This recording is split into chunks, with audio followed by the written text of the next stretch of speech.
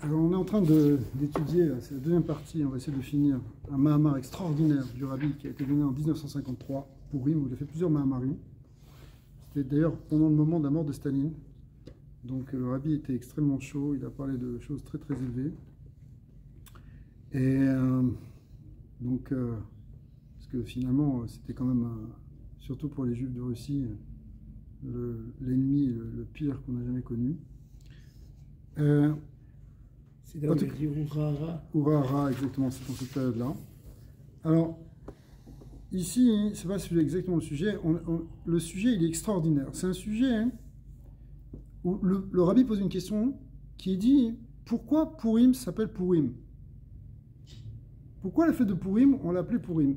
Il y a une réponse. Elle est marquée dans la Megillah. La Megillah, c'est écrit par Mordechai et Esther. Donc, c'est pas n'importe qui a choisi de l'appeler, de donner cette réponse. C'est parce que c'est marqué Alken Karou la Yamim Aele Purim Al Shem Apur. Donc, ces jours s'appelleront les jours de Purim à cause du pour, c'est-à-dire du sort, du tirage au sort qu'avait fait Aman. Alors la question fondamentale, c'est de dire, écoute, normalement, tout devrait être contenu dans le nom. Le nom, c'est lui qui est significatif de l'essentiel de la fête et donc de l'essentiel du miracle. En quoi le fait qu'il a tiré au sort, c'est lié avec un miracle? Il y a eu plein d'autres miracles. Tous les nissim. Ça, c'est au contraire, c'est quelque chose de négatif.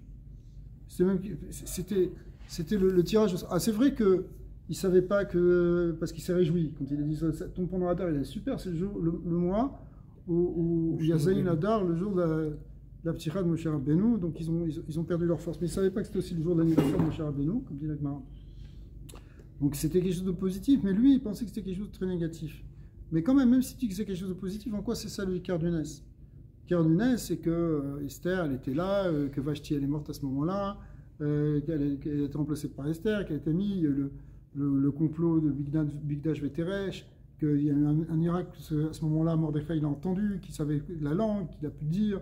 Il y a beaucoup de miracles, que cette nuit-là, il ne dormait pas le roi, et qu'ils lui ont dit, lis dans les archives ce qui s'est passé, qu'à ce moment-là, Achashverosh est venu, Aman est venu. Il y a eu tout un concours de circonstances extraordinaires qui font que le miracle s'est établi. Mais le fait qu'il a jeté les dés, qu'il a jeté les sorts pour déterminer le moment de la destruction, de l'anéantissement du clan Israël, c'est bizarre qu'on ait retenu ça, ce mot donc très négatif a priori, pour signifier le miracle de Purim. Ça, c'est la question de moi. Alors, il rentre dans une explication extraordinaire où il explique en fait pourquoi on dit aussi que Kippour, c'est comme Purim. Parce qu'on dit Kippourim, c'est Kepurim, avec ce qu'on appelle un kafadinyan. C'est quoi un kafadinyan? C'est-à-dire un comparatif. Un préfixe qui compare Kippour à Purim. Donc, c'est-à-dire Purim, c'est le référent. Purim, c'est ce qu'il y a de plus élevé a priori. Ce qui est d'ailleurs une question en tant que telle, parce que Kippour, c'est une grande fête, beaucoup plus grande, c'est Deoraita, avec Purim, ça a été établi par les sages, par les maîtres de la Grande Assemblée. Mais pourquoi c'est Kippour qui va être comparé, enfin, qui va prendre modèle sur Purim? Alors, un des points de réponse qu'on a vu qui était important, c'est justement le tirage au sort qu'il y a dans les deux fêtes. Dans les deux fêtes, aussi bien à Kippour, il y a la notion de tirage au sort qui apparaît. Pourquoi? Parce qu'à Kippour, on tire au sort les deux boucs qui vont être, un offert à Hachem et l'autre jeté à Azazel. Ces deux boucs qui sont identiques, qui sont de même taille, de même poids, etc., de même valeur. Donc on ne sait pas comment les choses déterminer. Et Purim, bon, c'est marqué par cette idée de sort. Et qu'est-ce qu'il y a donc ça fait deux éléments de comparaison, enfin deux choses, c'est que dans le mot Kippurim, c'est comme Purim, mais aussi il y a cette idée de tirage au sort qui est centrale dans Kippour. Parce que, pourquoi c'est central dans Kippour? Parce que c'est ce bouc-là qui est le centre de la Kapara. Le Kohen Gadol, il fait toute une avoda qu'on lit d'ailleurs à Moussaf. Je sais que je vous ennuie à chaque fois qu'on la lit. Mais qu'on lit à Moussaf, cette Kapara. Mais le cœur de la Kapara, hein, il n'y a pas que ça, il y a aussi le fait qu'il rentre à l'intérieur du Kodesh HaKodashim, etc. Mais ce séhir-là, c'est le Chaper Lachem, c'est mamash la Kapara de Kippour, elle est contenue dans ce bouc.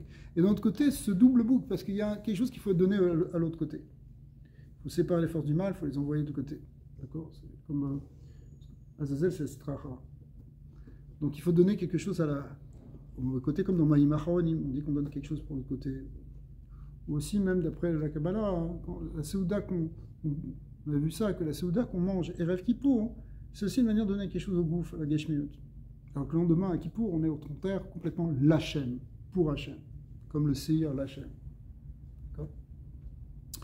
Alors, le Rabbi explique que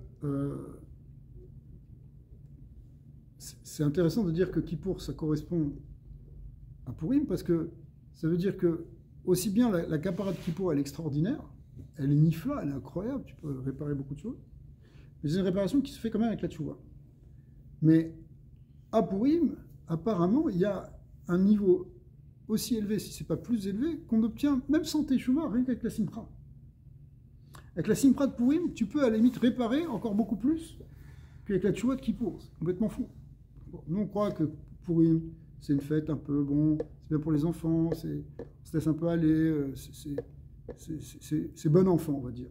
Okay, mais en réalité, hein, il y a quelque chose ici de très, très, très spirituel qui fait qu'il y a un dévoilement d'une lumière aussi grande qu'à Kippour et même encore plus. Cette lumière, elle s'appelle ce niveau qu'on appelle au-delà, alors ça c'est un terme un peu kabbalistique, au-delà de la Ishtalshelut, au-delà de l'enchaînement des mondes. C'est-à-dire que quand Dieu il a créé le monde, il a créé en fait des mondes. Il a créé des tas de niveaux, de degrés, Atzilut, Bria, Asiya, Keter. Alors, maintenant, il y a ce qu'on appelle la Ishtalshelut. C'est l'enchaînement des mondes, tous ces mondes qui se produisent les uns après les autres. Mais il y a quelque chose qui est au-delà de tout ça, qui est plus de l'ordre de l'infini, si vous voulez.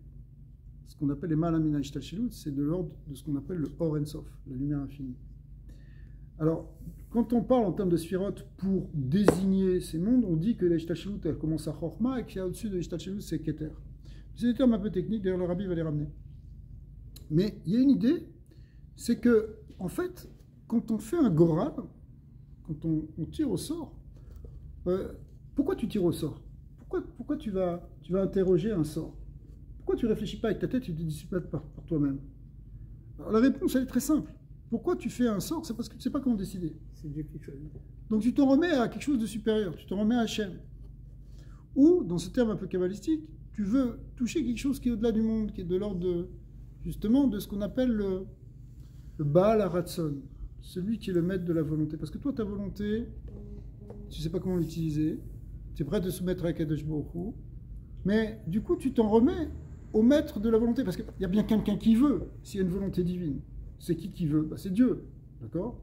Alors, cet aspect d'Hachem qui veut, on appelle ça, dans les soirées, on appelle ça le Baal HaRatzon, le maître de la volonté. Et d'une certaine manière, quand tu tires au sort, tu tires à pile ou face, tu fais quelque chose, tu annules ta volonté pour dire, regarde, toi, je te laisse toi choisir Hachem. C'est toi le maître de la volonté maintenant. Et moi, je vais me soumettre à ce que tu vas vouloir. D'ailleurs, tu acceptes le jeu, tu acceptes de te soumettre. Sinon, si tu te ressors, tu dis ça ne me plaît pas, finalement, je fais autrement. Ça sert à rien. D'accord? Donc, en fait, tu annules ton Ratzon devant le Baal HaRatzon, devant le maître du monde. Et ça, ce niveau de Baal HaRatzon, c'est ce niveau qui est au-delà de la Ishtalshelut, qui est de l'ordre de Dieu lui-même, ou d'un aspect de Dieu qui est révélé, mais qui est vraiment de l'ordre de l'infini, qui n'est pas de l'ordre du monde, si vous voulez. D'accord? Qui est de l'ordre d'une certaine révélation d'Hachem lui-même, de son essence. D'accord? Alors, du coup, en fait, il y a à Kippour, et encore plus à Purim. Alors on peut dire que les statisticiens, ils ont essayé de maîtriser, quelque part de contrôler Dieu, puisqu'on essaie de trouver des processus avec toutes les combinaisons et les... Alors, c'est pas qu'on veut... statistique, c'est quoi? C'est pas forcément qu'on veut contrôler Dieu, c'est qu'on veut utiliser des outils de la logique ou des mathématiques pour pousser la pensée humaine plus loin. C'est-à-dire que quand je peux décider par ma logique, je n'ai pas besoin a priori de décider, de demander à Kadosh Baruch Hu de choisir pour moi. Parce que j'ai des critères pour choisir. Par exemple, tu as les critères de la logique du bon sens, qui fait que tu vas choisir de manger quelque chose qui est bon pour la santé ou manger quelque chose qui est empoisonné. D'accord? C'est déjà bonne sens. Mais même si tu n'as pas cette logique du bon sens, ceux qui mangent la dave d'Aaron, non, alors, même si tu n'as pas cette logique du bon sens, tu as au moins la logique de la halakha. C'est-à-dire que, par exemple, s'il y a quelque chose qui s'impose par la halakha, tu ne vas pas tirer au sort, tu vas sur la halakha. Tu tires au sort que quand tu ne sais pas répondre du point de vue humain, du point de vue du monde, du point de vue de la logique, du point de vue de la structure de la pensée. C'est quelque chose qui dépasse la pensée, qui dépasse la chorma, le sechel. Quand quelque chose dépasse le sechel, que tu n'as pas accès, alors tu vas appeler Hachem dans ce cas-là. Tu vas aller au-delà de ta pensée. Alors si tu utilises des outils mathématiques ou n'importe quel outil pour essayer de le comprendre, pour choisir, pourquoi pas? Pourquoi pas, bien sûr. Évidemment, les statistiques ou les probabilités, ce sont des éléments mathématiques, donc des éléments logiques. Même si c'est de l'ordre de la probabilité, donc il y a un élément d'incertitude, mais malgré tout, ça reste dans la logique. Mais quand la logique, tu ne peux pas savoir, tu peux pas, par exemple, tu ne peux pas donner plus de chances d'un côté ou plus de chances de l'autre, tu t'en remets à quelque chose de supérieur. Et là, il y a ce sod-là pour Purim. C'est-à-dire, pour Purim, en fait, on accède à ce niveau-là du Baal HaRatzon. Vous voyez, vous avez compris? Quel rapport entre le tirage d'une date avec deux... Alors, c'est pour ça que, là, ce qu'on est en train de dire, c'est que ça doit être fondamental, cette idée du tirage au sort, dans l'histoire de Purim, puisque c'est le nom de la fête, il vient de là. Il vient du tirage au sort. Puisque là, le nom de la fête, il vient du tirage au sort, ça veut dire que c'est ça la clé. C'est ça la clé de l'idée de Purim. Mais c'est quoi la clé du tirage au sort? C'est une révélation de quelque chose qui est au-delà de la pensée de l'homme. Une date, on peut la choisir. Non, alors, ça s'est trouvé, si tu veux, ça s'est trouvé presque, on dirait presque, pour l'instant, peut-être qu'il faut réfléchir autrement, parce qu'on va voir après à la fin de la marque que c'est un peu différent, mais que c'est presque accessoire le fait qu'il a fait ça à Man, on va voir que non, en réalité c'est fondamental, mais c'est l'idée de tirage au sort, l'abdavka la date, mais l'idée de tirage au sort qu'on met en avant dans le nom même de la fête, qui doit être centrale dans cette idée de fête, puisqu'on le met dans le nom de la fête. On aurait pu appeler ça autrement, on aurait pu appeler ça le Nes d'Esther, le Nes de Shushan, on aurait pu appeler n'importe quoi, on aurait pu appeler ça. Dans tout, on s'en remet à Dieu. Les autres fêtes, dans notre quotidien, partout, tous les jours dans notre prière, c'est ce qu'on invoque. C'est ça, mais là, c'est cette idée d'avoda du tirage au sort, le Goral. Le Goral, c'est... Faire une parenthèse qu'on a levée la dernière fois. Pourquoi Davka Purim à Kippour? Alors, c'est ça justement, c'est un jour de dévoilement très grand de la lumière. En fait, c'est un jour de dévoilement du Baal HaRatzon. Le rabbi a expliqué en fait sur Kippour, on peut comprendre la chose suivante. Qu'est-ce qui se passe? Pourquoi tu as besoin d'une kapara à Kippour? Pourquoi tu as besoin d'une kapara? Parce que tu as transgressé la volonté de Dieu. Okay? Quelqu'un, il a fait une avéra. Donc il a transgressé la volonté. Comment tu répares une transgression de volonté? Korban. Korban. Le korban, c'est... Teshuva. Teshuva, ok. Mais même le korban, il faut expliquer pourquoi, comment ça marche le korban. C'est expliqué dans les Marmarim. Parce que tu t'éloignes. C'est marqué, c'est expliqué dans le Tanya.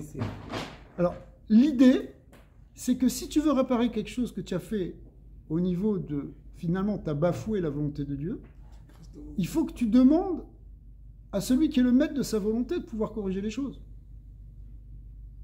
Par exemple, moi je voulais pas que tu fasses ça. Je voulais pas que tu le fasses, tu l'as fait quand même. Qu'est-ce que tu fais maintenant? Tu viens me voir, et justement le Korban c'est une manière de venir voir Hachem. Tu viens me voir et tu me dis, regarde, est-ce que vraiment tu voulais pas que je le fasse? Est-ce que maintenant tu veux? Est-ce que ta volonté elle est quand même, est-ce que tu as quand même un ratson vis-à-vis de moi ou pas? L'exemple de l'école il était bon. Hein? L'exemple de l'école il était bon. Ouais. Vas-y, redonne l'exemple de l'école. Avec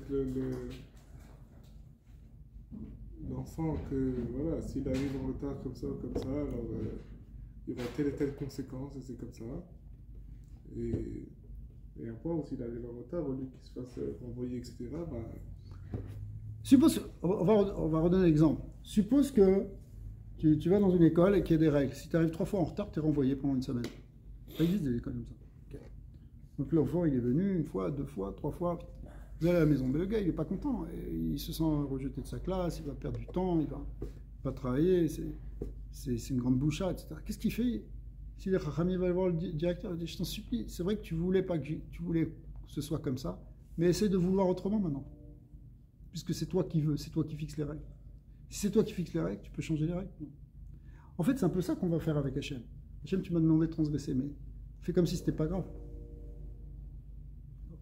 C'est pas que je dis que c'est pas grave, mais je demande à Akadosh Baruch Hu de vouloir autrement. C'est dans la Teshuvah. Tu fais appel au Ratson d'Hachem. Et d'ailleurs, c'est ça ce qu'on fait avec le Korban ou avec la Tfila. On veut que Akadosh Baruch Hu, il agrée notre prière, il agrée notre demande. Mais c'est quoi cette idée d'agréer? C'est cette idée d'avoir un nouveau Ratson vis-à-vis de nous. Tu vas avoir le Baal à Ratson pour changer le Ratson finalement. Moi j'ai été comme ça, j'étais déterminé dans un sens. Mais toi tu arrives à me convaincre de changer ma volonté. À la base, son Ratson c'est le Tov pour nous. Donc c'est comme si on lui demande de... Suppose que moi j'ai pris une décision et je suis ferme dans ma décision. Mais toi, tu veux autrement. Qu'est-ce que tu viens? Tu viens de m'épailler ce petit. Tu viens essayer de me convaincre de changer ce que je veux. Oui, mais à la base, c'est bon pour l'enfant qui vienne à l'heure à l'école. Même s'il demande d'adoucir la... Mais c'est bien maintenant que le directeur il change sa volonté et qu'il le reprenne quand même, parce qu'au moins il ne va pas rater 7 jours de classe. Donc c'est la même chose. Akadosh Baruch Hu, j'ai fait une faute, je suis rejeté. Mais maintenant, si je te supplie de me reprendre, c'est encore mieux, parce que pourquoi je devrais être rejeté? Il y a cette idée d'aller plus pnimi. C'est ce qu'on appelle aussi d'aller dans la pnimi du Ratson. Mais tout ça, ça fait appel au Baal Ratson. Ça fait, tu vas demander à celui qui peut changer sa volonté. On peut demander ça. C'est-à-dire que chaque année, on va demander à chaque fois de... En réalité, c'est chaque jour qu'on fait. Mais, parce que chaque jour, tu demandes à Kapara dans la Tfila. Slach lanu avinu kichat lanu. Tu fais un mini kippour dans chaque amida. D'accord? Slach lanu avinu kichat lanu. Après, quand tu fais Hachamnu aussi. Donc, il y a cette idée d'aller chercher au-delà du Ratson, c'est-à-dire dans le Baal Ratson. Et ça, c'est quelque chose que tu fais aussi avec un Goral. L'idée de Goral, c'est toujours d'aller vers le maître de la volonté qui peut vouloir comme ci ou qui peut vouloir comme ça. Alors tout ça, c'est très bien. Maintenant, on arrive à haute et Rabbi va poser une question, il va dire, mais ok, c'est bien tout ça, mais revenons à nos moutons. Qui c'est qui a tiré les sorts? C'était Aman. Donc Aman, lui, qu'est-ce que lui, il voulait aller voir le Baal Ratson, il voulait aller voir Hachem. Pourquoi il voulait aller voir Hachem? Quand nous, on est sadikim, on ne sait pas quelle boucle donner, on ne sait pas quelle route prendre, on ne sait pas quoi faire, alors on peut demander à Kadosh Baruch Hu de nous aider par un gilouï de Urim Vetomim, par un gilouï d'un roi à Kodesh, par quelque chose qui dépasse le Sechel. Mais Aman, lui, il a une vision négative des choses. Pourquoi il va chercher dans Hachem, dans le Baal Ratson, pourquoi il va chercher la clé pour détruire le peuple d'Israël? C'est fou. D'accord? Mais ça, il a vu, on est haute et page, ça va faire cette édition. Il a vu, des les filles Anna, chez l'idée à pour ou à Goral, ou à Mshachat Orensof Baal Ratson, chez les Nitrafou Kolinyanim Babilti Retsuyim. Donc si on a dit que toute cette idée de Goral, c'est effectivement pour réparer tout ce qui était négatif, cette idée de Kapara, de faire appel au Baal Ratson. Maïtas Varato Shalaman Aracha Shekitreg ala Yehudim. Alors c'était quoi son idée à lui? Pourquoi il est rentré dans ce ligne-là? D'accord? Alors on pourrait dire éventuellement, mais le Rabbi ne va pas dire ça, mais on peut imaginer que lui il s'appelle à ça Avodazara, mais a priori c'est pas ça. C'est le pour qu'il a fait, c'est vraiment aller se remettre dans le Ensof. Shekitreg ala Yehudim. Il a pile pour ou à Goral. C'est pour ça qu'il a fait un Goral. Toi tu fais un Goral pour détruire. Tu as fait un Goral pour détruire le peuple d'Israël, Chas v'Shalom. Merci. Gam tsarir lehavin, ma shekatuv, al ken karu leyamim haele Purim al shem hapur. Et en plus, c'est marqué. Pourquoi on l'appelle Purim? Parce que c'est le pour qui a été fait, le sort qui a été fait. Quel sort on parle? Le sort d'Aman. C'est pas parce qu'il y a une idée de sort, c'est parce qu'il y a eu le sort d'Aman. Donc ça va vraiment pas du tout avec notre idée. De Apur Bea Yedia, Kei Alapur chez Neymar, Lifneze, Aïnou Apur chez Ipilaman. Verre Apur chez Ipilaman, Aya Inyan Abilti Ratsui. C'est quelque chose de très négatif. Et Laman Ikraim, Yamim Aele Purim Hachem Pourze. Ok, je veux bien que tu dises que Purim, ça fait référence à quelque chose où on va monter dans un niveau de Dieu qui peut tout changer, tout réparer, ou tout transformer le mal en bien, parce que c'est la volonté de Dieu, Hachem il peut faire ce qu'il veut. Mais pourquoi tu prends appui sur le modèle d'un sort qui a été fait par un rachat qui voulait faire quelque chose de mal, contre nous en plus? Benekudat abiyur basé, chez Mitzad Darga de Ishtal Shelut, Kivan chez Bedargazu Maase Atartonim Tofes Makot, Ikar Ashpa il est Israël, Fiche Israël, Emekayim Torah ou Mitzvot. Vafilu Elu Shem Eferat Sadikim, Em Melim Mitzvot Karima. Alors, le Rabbi va expliquer, il va dire, ok, c'est vrai que du point de vue du monde, c'est-à-dire ce qu'on appelle la Ishtal Shelut, Israël, on a une place privilégiée par rapport aux autres. Parce qu'étant donné qu'on fait 613 mitzvot, même les gens qui ne sont pas très religieux, ils font 613 mitzvot. Okay. C'est marqué dans les marins. C'est ce que ça veut dire. Alors, du coup, c'est normal qu'on reçoive plus de lumière divine. Dans le système des mondes, on attire plus de lumière de Dieu quand on fait sa volonté dans le monde. D'accord ? On crée des kélim à travers les mitzvot pour être mekabel, pour recevoir la lumière de Dieu.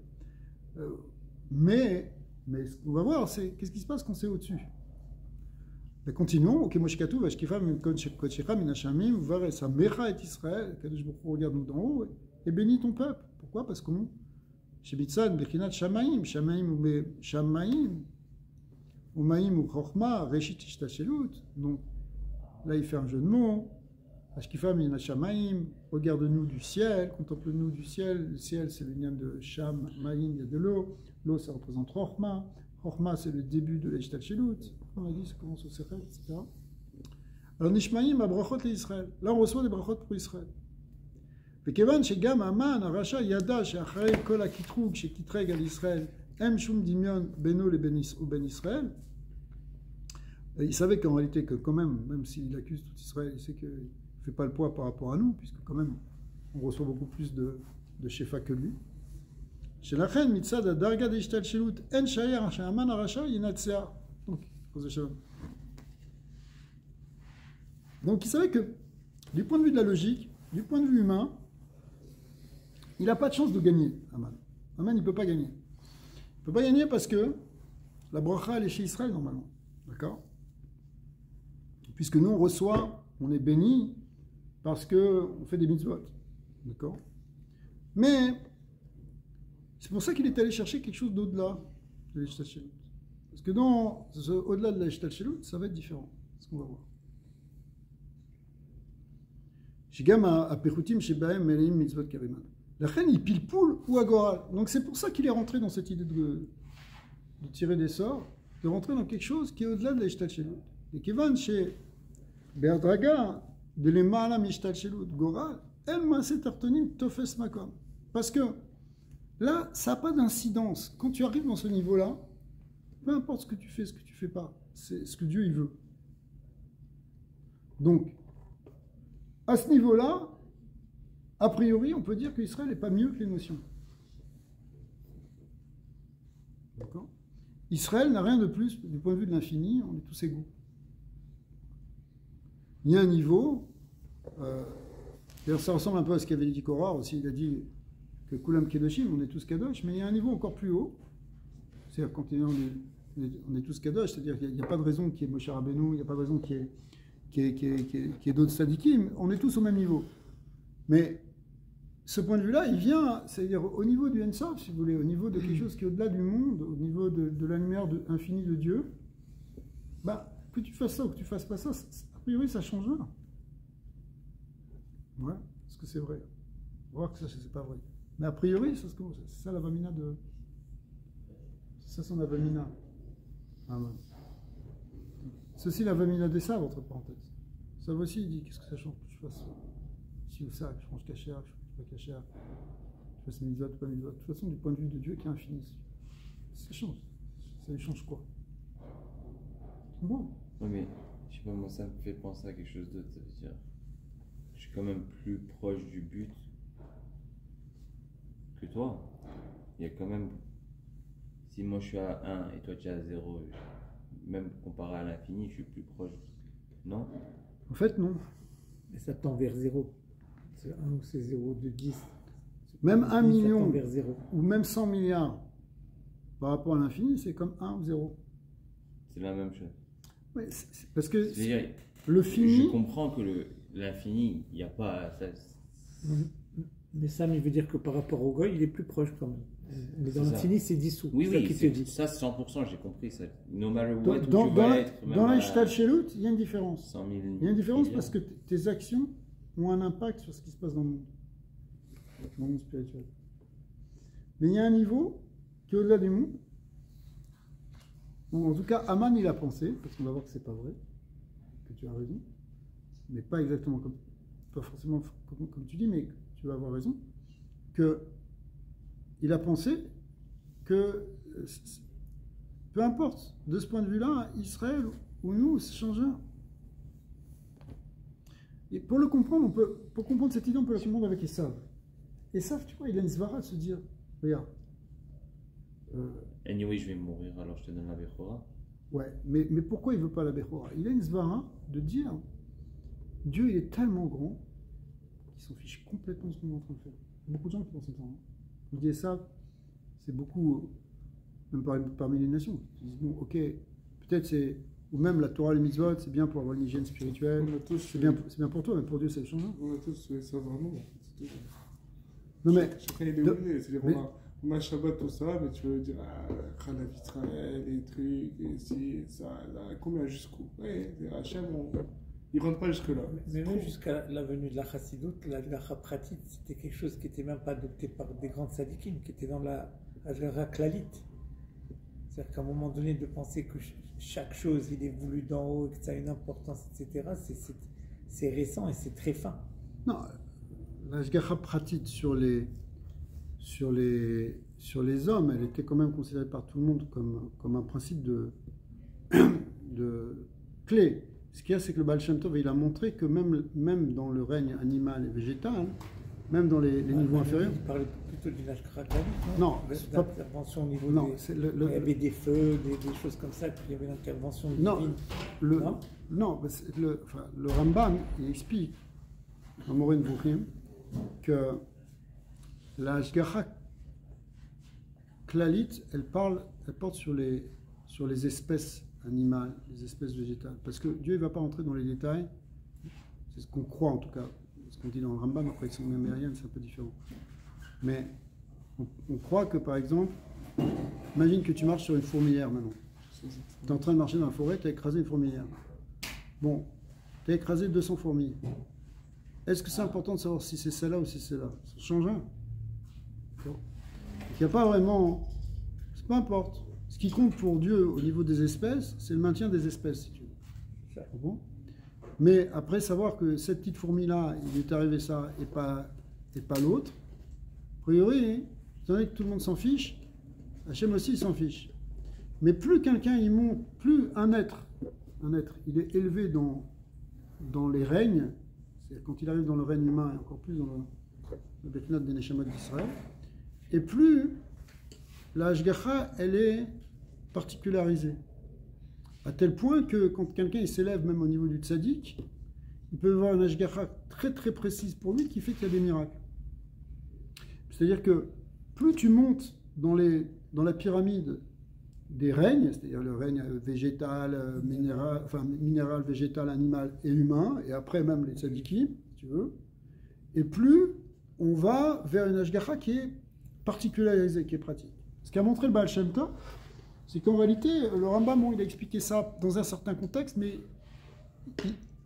mais ça veut dire, il savait aussi ce qui est marqué dans la Gemara. Que la Gemara, en réalité, elle dit qu'il y a, oui, aussi une Hashgacha particularisée, même pour les animaux et même pour le reste. Par exemple, la Gemara, elle dit qu'il y a un gros poisson qui est en train de nager dans l'eau, le mieux qui nage dans l'eau qu'ailleurs, et il a la bouche ouverte. Et à ce moment-là, exactement au moment où il ouvre sa bouche, il y a un petit poisson qui passe par là, et le gros poisson, il mange le petit poisson. Et quand il mange le petit poisson, alors ça fait que on voit qu'à Kadosh Baruch Hu, il s'est occupé de lui, et il lui a donné de manière individualisé, il a pensé aussi à ce gros poisson qui était là, même si on avait des millions autour de lui, mais il a pensé à lui pour lui donner à lui sa subsistance maintenant. Donc il y a une ashgacha pratique, particularisée, aussi même sur les animaux. Et ça, le Baal Shem Tov a repris ce terme, et il a expliqué le secret de ça. Qu'en réalité, c'est parce que le Or En Sof, qui est le Dibour d'Hachem, il est Mechaye et Kulam, il fait vivre chaque chose à chaque instant, c'est lui qui donne l'existence, et dans les pratiques. Mais donc, le Inyan de Ashgacha, il était là déjà avant. Alors maintenant, si on revient à ce qu'on est en train de dire, c'est que le Goral, quand il a fait un Goral Aman, a priori, il s'est dit, moi je vais toucher un endroit où de toute façon, là, il n'y a plus de Ashgacha. Il n'y a plus un shefa particulier qui vient sur Israël plus que sur les nations. Parce que, de ce point de vue-là, nos actions n'ont aucun impact. C'est ce qu'ils croyaient. C'est pour ça que je dis c'est comme Esav. Parce que Esav, c'est une pensée humaine, en réalité ici, qui fait qu'on pense que Dieu, il est tellement grand que ça n'a aucune importance qu'on lui fait. Effectivement. Je sais pas, imagine que par exemple, tu te dis, bon, l'univers, regarde l'univers, qu'est-ce qu'il est grand, les trous noirs, les galaxies, c'est des milliards et des milliards d'années-lumière. Qu'est-ce que ça fait que maintenant j'ai jeté une bille en l'air? Est-ce que j'ai bouleversé cet univers? Non. J'ai bouleversé peut-être ce qu'il y avait sur la table. D'accord? Mais le reste, je n'ai pas affecté les galaxies qui sont à 400 milliards d'années-lumière. D'accord? Je ne les ai pas affectés. Pas 400 milliards, mais enfin, je ne les ai pas affectés. Alors imagine, pour Dieu qui lui est infini, qui est même au-delà même du monde physique, parce que même tout ce qu'on dit sur les univers, sur les galaxies, et tout ce qu'on voit de nos jours avec ces magnifiques photos de choses qui sont extrêmement loin, mais c'est rien qu'un tout petit peu par rapport à ce qu'on appelle ce Sheder et Shtalchelut, c'est-à-dire l'enchaînement de tous les mondes, c'est-à-dire pas simplement les mondes physiques, mais même les mondes spirituels. Alors imagine Dieu qui est au-delà de tout ça, son Or En Sof. Ça n'a aucun impact que je fasse une mitzvah, que je ne fasse pas une mitzvah. Ça, c'est la zvara de Esav. C'est pour ça qu'il peut se dire, peu importe, je m'en fous, qu'est-ce que tu veux faire le Bechora, etc. Moi, au moins que je profite dans ce monde. D'accord? Ok, peut-être il y aura des conséquences négatives parce que le monde, il est comme ça. Effectivement, si quelqu'un il prend du poison, à la fin, il est empoisonné. Mais ce n'est pas par rapport à Hachem. Et ça, c'est la zvara d'Aman. C'est-à-dire qu'Aman, il se dit, du point de vue de l'infini, du point de vue du Or En Sof, il n'y a pas plus le rachat que le tzaddik. Donc, je peux trouver aussi ma réponse là-bas. Donc lui, il va aller chercher dans le Or En Sof quelque chose où le côté d'Israël n'est pas privilégié en tant que tel. Donc il va chercher une réponse dans un aspect de Dieu, il va demander à Kadosh Baruch Hu, dans un aspect de Dieu, ou du moins de son point de vue, parce qu'on va voir que c'est pas vrai en fait, il n'y a pas de préférence pour Israël. Il y a une préférence pour Israël dans les mondes parce qu'Israël, il se comporte mieux et par les mitzvot, ils attirent des brachot et un shefa, mais du point de vue de ce niveau de En Sof, il n'y a pas de priorité. C'est intéressant de voir que quand même ils sont conscients qu'on a cet avantage dans le monde. Oui, oui. Qu'ils le reconnaissent.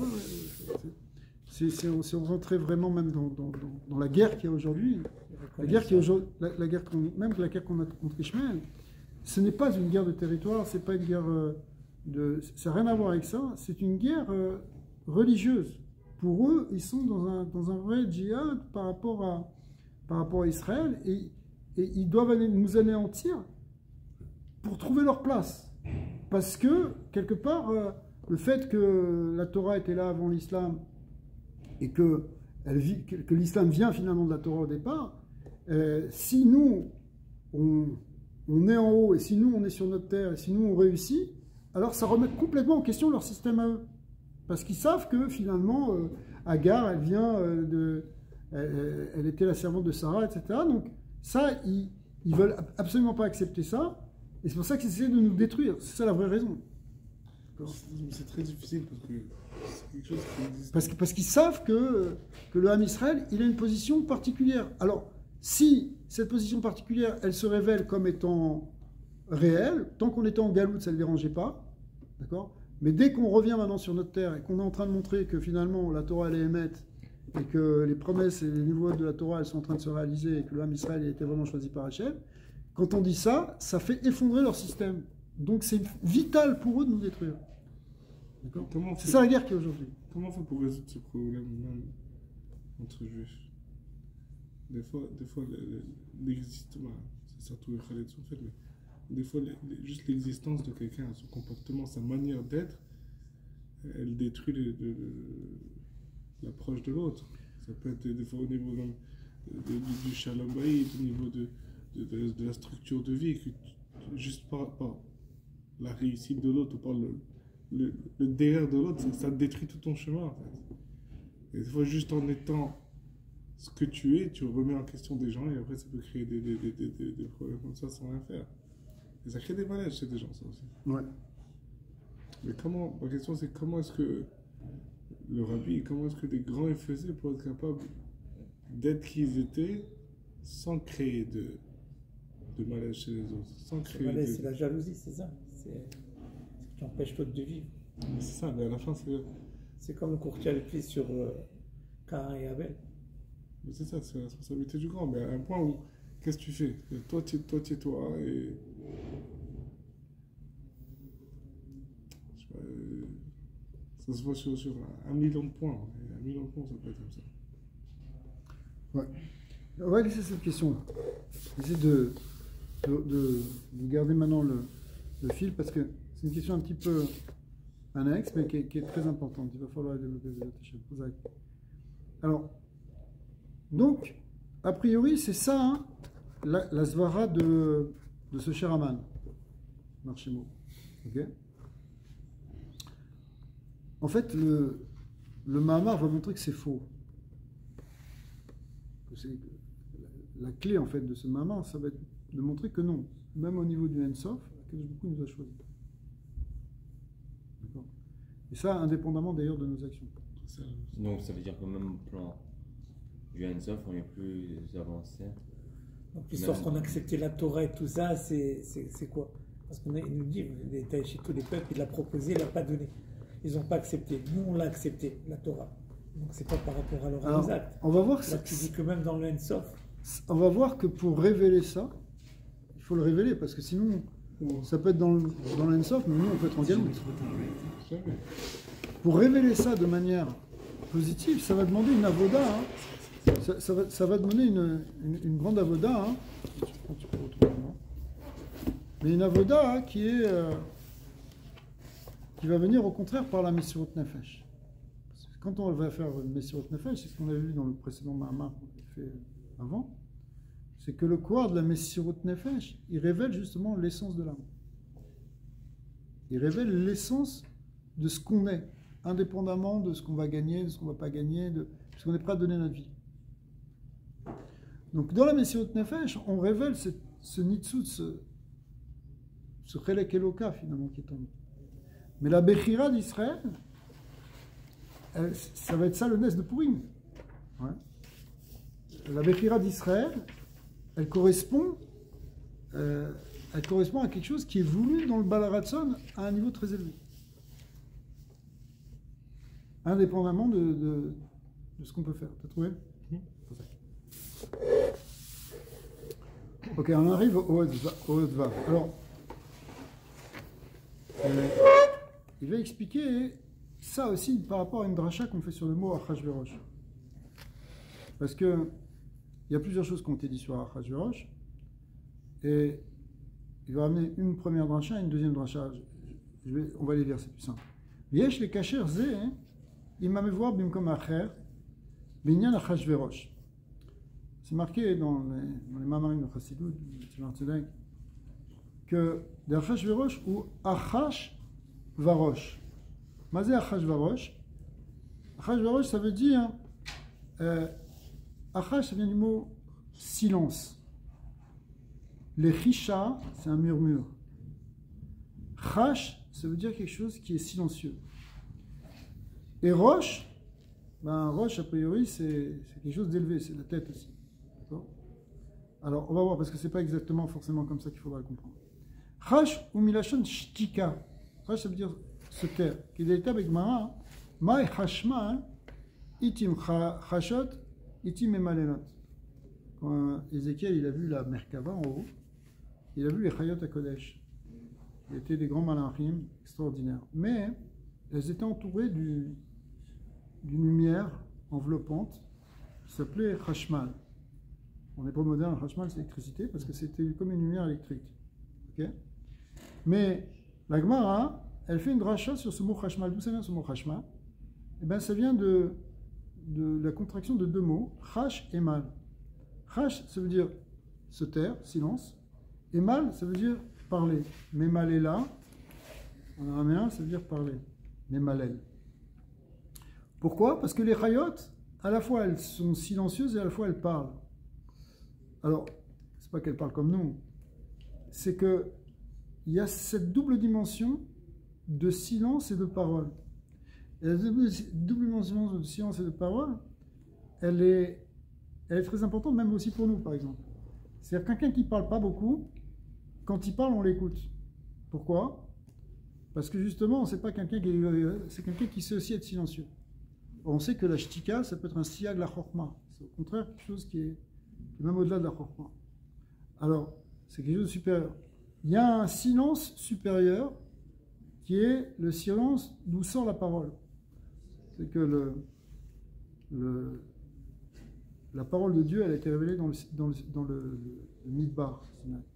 Midbar, ça veut dire Medaber. Mais en même temps, c'est-à-dire parlant. Mais en même temps, un Midbar, c'est quelque chose qui est vide, qui est silencieux, a priori. Les personnes qui parlent. Si tu te balades à New York,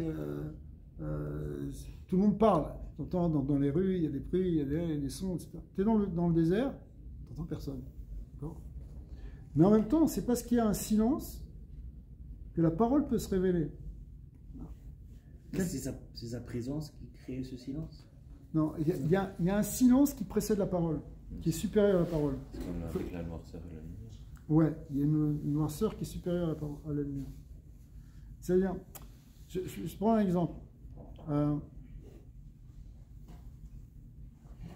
Quand quelqu'un est tout le temps en train de parler... C'est la pensée qui précède le silence.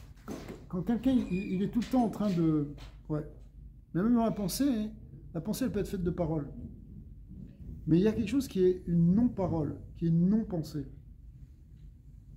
C'est-à-dire que, par exemple, pour trouver l'inspiration, des fois, fais le vide. Médite, vide toutes tes pensées. Et là, la pensée qui va venir, ça va être la bonne pensée. D'accord? Si quelqu'un est tout le temps en train d'écouter la radio, ça passe, les publicités, les trucs, comment tu veux qu'il entende une parole sérieuse en lui? Parce qu'il y a une parole, fais le silence. Va, sors dans la nature, médite. Pourquoi il faut méditer? Parce que le silence, il fait qu'après la pensée et la parole, elles vont être renouvelées. Elles vont être purifiées. Ouais. Alors, tout ça c'est des exemples pour dire cette idée que, ici dans Achashverosh, il y a une idée de silence supérieur.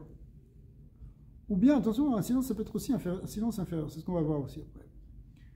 Mais Vashtika de Chash, il est malam inadibour. Je suis troisième ligne par exemple. Ce silence ici, de ce mot Chash, qui veut dire murmurer, silencieux, il est plus élevé que la parole. Alderer, c'est une Gemara qui dit Mila besela tikuta betre. Une parole vaut un sela, le silence en vaut deux. En français, ça s'appelle la parole est d'argent et le silence est d'or. Le silence vaut plus que la parole. Et une image vaut 1000 mots. Et une image, je sais pas si... Des shoresh à dibour ou bechorma. Parce que la parole, elle vient d'un degré qui s'appelle chorma. Veshtika ibe keter. Toravav de Rabbi Nachman, vous la connaissez là-bas? C'est ça, c'est tout l'ignan du silence, il est dans keter, la mtana. Chez les Mahala, il y a Chorma, qui est plus élevé que la Chorma. Qui est Mahamar Chazal, Siag la Chorma Shtika. La barrière, la protection, littéralement, de la Chorma, c'est le silence. Ça, c'est quelqu'un qui sait se taire. Mais en fait, dans le silence, le Sod, il est au-dessus de Chorma. Mais qu'est-ce qu'on peut accomplir avec le silence? Je ne comprends pas. Tu peux tout accomplir. Mais On Là-bas, communique pas, on dit rien, je sais pas. là-bas, hein, dans la Torah Vav de Rabbi Nachman, puisqu'on en parle, on en parle, hein, c'est quand tu te prends un affront, ta femme, elle vient, elle t'insulte. Qu'est-ce que tu fais? Tu casses tout? Non. Yidom vishtok. Tu te tais. Tu la fermes. En français. Pourquoi tu te fermes? Pourtant, elle t'a appuyé en plus sur le point qui fait mal, sur ta faiblesse, sur ta vulnérabilité, sur ta fragilité. Elle t'a éclaté. D'accord? Elle t'a mis en pleine face ton défaut. Waouh, t'en peux plus. Tais-toi. Rabbi Nachman, il dit, quand tu te tais à ce moment-là, tu dévoiles la force de Keter, qui vient de la longanimité, la patience, la grandeur. Et ta neshama, elle grandit, et tu grandis, et tu accèdes à des niveaux spirituels extraordinaires. La shtika, à ce moment-là, savoir se taire, c'est siag la chorma, c'est plus que la chorma. Ah, tu pourrais faire le chacham, et dire, ouais, mais attends, moi je vais te montrer pourquoi, c'est à cause de ta mère. Ok. Tu pourrais faire le chacham, mais au lieu de passer dans chorma, tu montes dans keter en te taisant. Mais on a l'air des pigeons. En fait. Non. Ouais, Même si tu as l'air d'un pigeon, c'est pas grave, parce que tu as raison, tu as l'air d'un pigeon. Mais un pigeon, c'est plus qu'un pigeon. Il te dit, tu vas avoir une boucha. Boucha, publique. Quand t'éclates, tu réponds pas. On dit que son ballon de Belacha, cette personne, elle va passer direct, qui n'a pas répondu. Pourquoi? Parce que justement, tu as accès à un niveau supérieur. Tu as une boucha.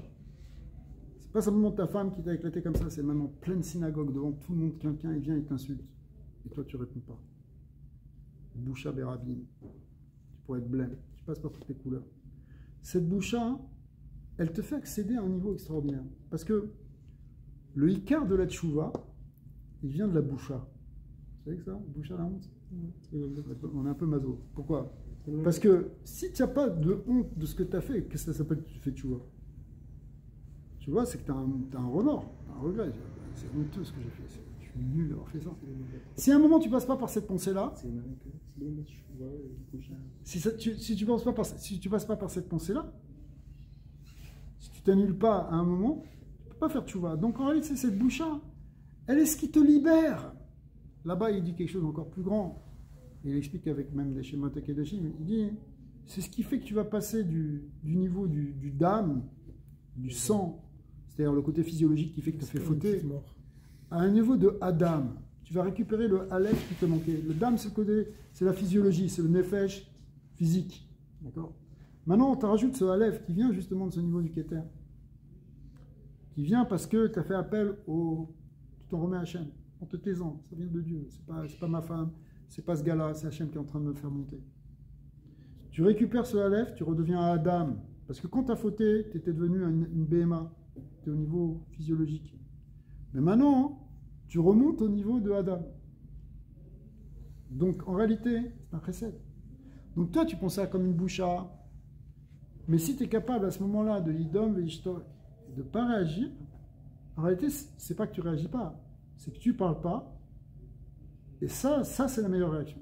Ça, c'est la meilleure réaction parce que tu fais appel à quelque chose qui est au-delà de la chorma, qui est ce qu'on appelle Keter, là-bas. Keter, tu fais grandir le Kéli de Keter, ça descend, c'est ça tout le tikkun. Dans la Kabbalah du Harizal, c'est expliqué plus en détail. À ce moment-là, le Kéli de Keter, il descend et il fait remonter toutes les orotes tous les Kélim qui étaient perdus dans la Jvirata Kélim parce que quand tu as fauté, tu t'es éclaté, tu es descendu dans des niveaux bas. Et ça, tu allonges un grand Kéli qui fait récupérer toutes les parties de ton être en tête. Ta Neshama, elle se répare grâce à ça. Tu peux faire un goral. Pile, je fais rien. Face, je le tue. C'est un peu le goral de Haman. Tu veux dire dans ce cas? Non, je rigole. C'est par rapport à ce qu'on a dit. Ok. Alors, donc ici, on parle d'une shtika, d'un silence, chash, qui est plus élevé, les ma'alamidibur. Comme on a dit, etc., que si la parole vaut un sela, alors le silence en vaut deux. Les shoresh adibur, ou bechorma, veshtika, ou beketer, chez les ma'alamichorma. Ok, mon razal, siag la chorma, shtika. Les siag la chorma, c'est quoi siag la chorma? Siag meshot, geder ou makif. Un guéder, c'est quelque chose qui entoure, donc c'est quelque chose qui transcende, qui est au-delà de la chorma. C'est quoi? C'est le silence du keter. Ou à keter chez les ma'alam et chorma. Vesh le Kesher Ze, Imas Deita Bemidrash. Alors il y a une autre dracha sur le mot Achashverosh. Donc Achashverosh ici, il fait appel à cette idée justement de niveau supérieur. Si tu veux, il y a un Sefer, il y a un niveau supérieur. On est dans la lettre, on est là, d'accord. Alors, il y a quelque chose qui est supérieur, qui est donc ce silence. La deuxième dracha qui est marquée dans le Midrash, dans plusieurs Mefarshim, chez un Achashverosh, Zé Akadosh Baruch Hu. Achashverosh fait référence à Akadosh Baruch Hu, bien que souvent on dit, ce qui est le plus connu en général, c'est qu'on dit que à chaque fois qu'il y a marqué Meler Stam dans la Megillah, ça fait référence au Meler Malcha, Meler Akadosh Baruch Hu. Quand c'est marqué Achashverosh, c'est Achashverosh. Mais il y a une autre dracha qui dit que Achashverosh, c'est un symbole de Dieu. C'est comme un nom d'Hachem qui est loué. En fait, il n'y a que Hachem dans cette histoire. C'est un niveau profond. Donc, Achashverosh, Zé Akadosh Baruch Hu, Shacharit Vereshit Shelo. C'est quoi Achashverosh? Ça veut dire Acharit Vereshit. Achar Verosh. Rosh, c'est le Reshit. Achar, c'est le Acharit, c'est la fin. Donc, Akadosh Baruch Hu, lui, c'est lui qui est le maître du début et de la fin. Et il y a cette idée dans la Megillat Purim, on voit en fait toute l'histoire de l'univers qui se balade. Donc, c'est Akadosh Baruch Hu qui fait le jeu G-E-U de la création. J-E-U. C'est comme un play, c'est comme une pièce de théâtre, toute l'histoire du monde. Akadosh Baruch Hu, il a mis des créatures. On joue toute une histoire avec des rebondissements, et à la fin ça finit bien. Mais c'est qui est le metteur en scène, qui est le créateur, le réalisateur, l'auteur? C'est Hachem. Donc il a le Réchit et le Acharit, il a le début et la fin, de même qu'un auteur. Toi tu viens, spectateur, il a commencé à se terminer, mais l'auteur, il sait très bien comment ça se terminer, puisque c'est lui qui a tout écrit toute la pièce. Donc dans l'idée, dans le mot d'Achashverosh, il y a une référence à cette idée d'Hachem qui est le maître de l'histoire du monde. D'accord. Zakadosh Baruch Hu Shachet Vereshit Shelo. Qui Keter, alors ça c'est lié avec l'idée de Keter, parce que Keter aussi c'est le début et la fin. D'accord. Qui Keter, Bekla, ça s'appelle Or HaSovev, chez les Ma'alam Yeshtat Shelut. C'est quelque chose qui est ce qu'on appelle le Or HaSovev, Bekla, c'est une lumière transcendante qui entoure les mondes. De Or HaSovev Kolel Achari Vereshit Beshavet. Et dans l'idée de Or HaKolel, c'est un peu comme dans le symbole d'un cercle. Dans le symbole d'un cercle, il y a le début et la fin en même temps. Ni début ni fin, en fait. Enfin, il y a un début et une fin, mais tout est au même niveau. Si tu dessines une droite, le début il se trouve là, et la fin il se trouve là-bas. Mais si tu dessines un cercle, où est-ce que se trouve la fin? Au point de départ. Puisque tu as commencé là, tu as tourné. Ça, c'est la fin. En fait, la fin, c'est quand il y a le début. Ça, c'est l'idée, en fait, du Or HaSovev, que le début et la fin se rejoignent. Ça représente donc un aspect de Dieu qui est transcendant. Pourquoi on va dire tout ça? Parce que c'est justement ça ce que cherchait Aman. Aman, il cherchait cette lumière transcendante, un endroit où finalement il y a pas de préférence. Tout est chavé. Mais ça arrive Léavine, mais bon, le rabbi développe un petit peu. Il y a un début, il y a une fin. Ouais. Le début, c'est Israël, la fin, c'est Israël, c'est là. Ouais. Mais ça, il va falloir c'est ça qui va se révéler. Mais la Vamina, c'est pas comme ça. C'est qu'il n'y a pas de début ni fin. Ouais.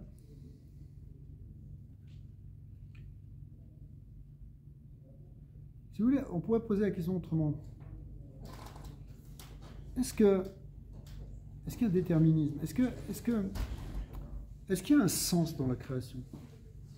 Nous, on est là parce qu'on apprend depuis des années de Chassidoute que oui, bien sûr, Dieu, il a voulu un sens, etc. Mais on peut se demander. Prends un gars n'importe où, je sais pas, dans le monde profane, laïque. Il va dire, est-ce qu'il y a un sens dans la création du monde? Il va te dire, non.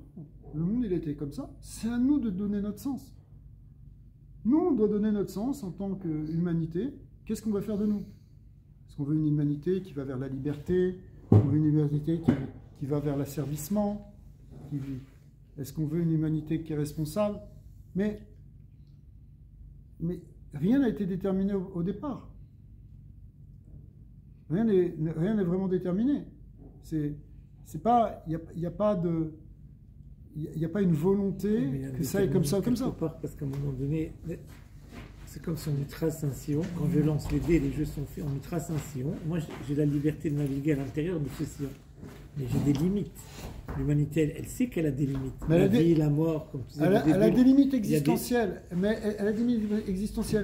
Mais quel sens je veux donner à ma vie?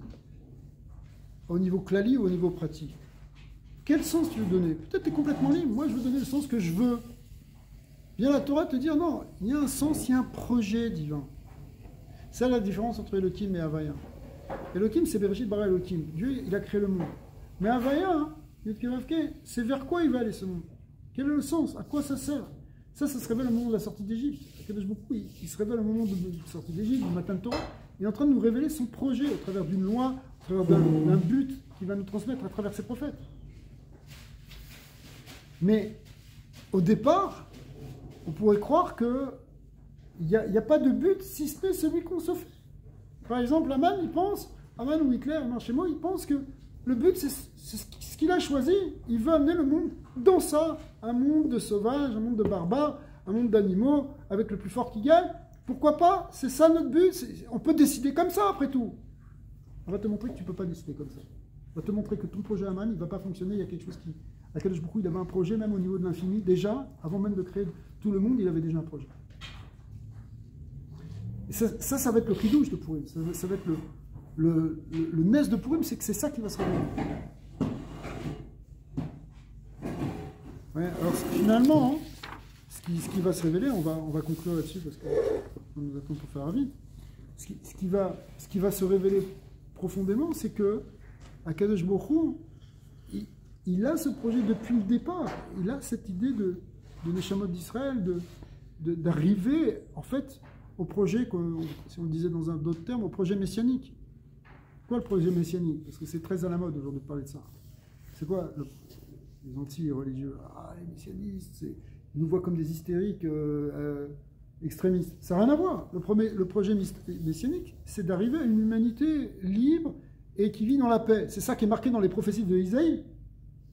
D'accord? C'est ça qu'on veut. C'est ça que le clan d'Israël il veut depuis Avram Avinu.